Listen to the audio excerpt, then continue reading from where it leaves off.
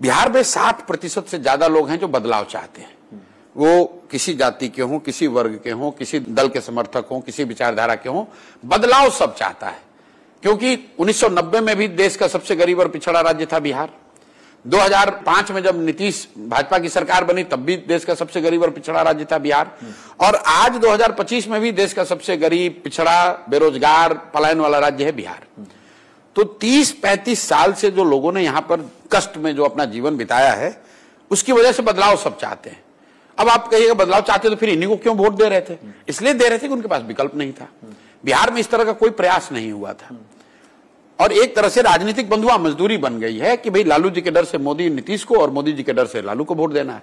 हम आपकी जन स्वराज में जो भीड़ आ रही है और जिसको लोग कह रहे हैं भाई इतना भीड़ कहां से आ रहा है, जरूर बहुत रुपया खर्चा हो रहा होगा, कोई खर्च नहीं है।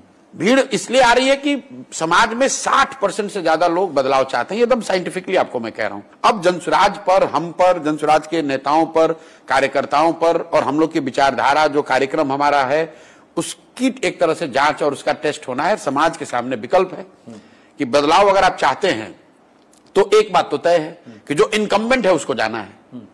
बच गया 2 विकल्प, एक लालू जी का लालटेन और एक जनसुराज।